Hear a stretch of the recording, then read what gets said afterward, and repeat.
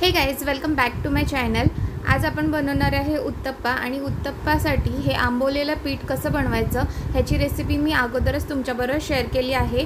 आणि उत्तप्पा बनवण्यासाठी इथे मी काही व्हेजिटेबल्स घेतले आहे। कांदा, टोमॅटो आणि कोथिंबीर बारीक चिरून घेतले आहे आणि हे मसाले घेतले आहे।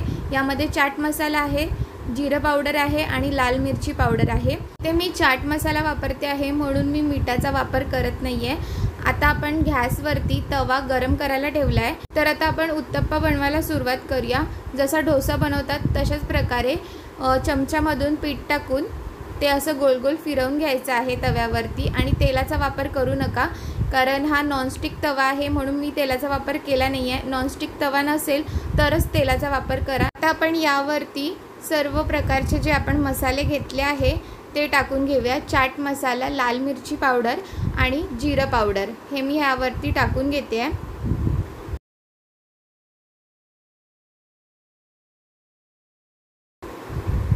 आता आपण बारीक चिरलेल्या भाज्या म्हणजे कांदा, टोमॅटो आणि कोथिंबीर टाकून घेऊया।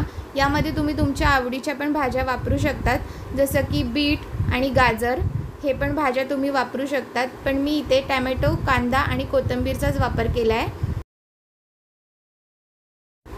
आता आपण उत्तप्पाच्या कडेने तेल सोडून घेऊया। पहिला तेलाचा वापर नाहीच करायचा। आता आपण 1 चम्मच तेल कडेने सोडून घ्यायचं, जेणेकरून ह्या तव्याला उत्तप्पा कडेच्या साईडने चिटकून दे नको आणि पटकन सहज उचलता येऊन दे। आता आपण हे पलटी करून घेऊया। आता आपण 2 ते 3 मिनिटं उत्तप्पाला खालच्या साईडने सुद्धा नीट शेकून घ्यायचं आहे आणि त्यानंतर परत एकदा पलटी करून घ्यायचं आहे।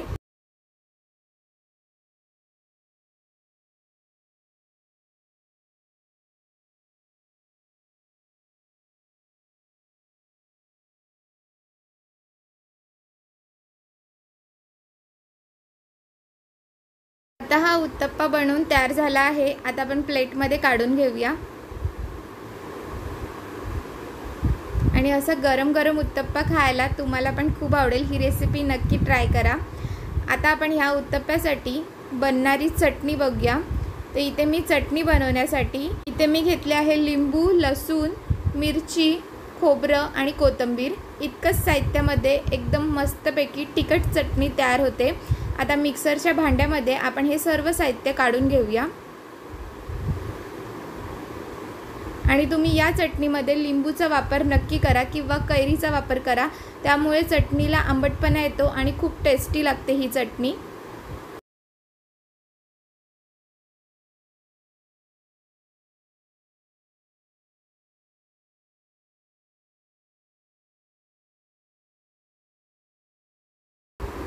आता आपण यामध्ये थोडंसं चवीनुसार मीठ टाकून घेऊया, त्यानंतर थोडं पाणी टाकून घेऊया आणि आता ही चटणी वाटून घेऊया।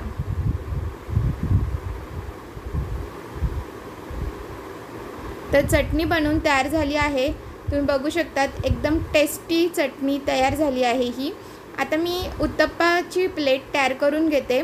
2 उत्तप्पा प्लेटमध्ये काढून घेतले आहे आणि त्याबरोबर ही तिखट चटणी। ही रेसिपी तुम्हाला कशी वाटली कमेंट्स करून नक्की सांगा। तुम्हाला आजची रेसिपी आवडली असेल तर व्हिडिओला लाईक करा, फ्रेंड्स अँड फॅमिलीमध्ये शेअर करा। तुम्ही माझ्या चॅनलवर नवीन आहात तर चॅनलला सबस्क्राईब करा आणि ही रेसिपी घरी नक्की ट्राय करा।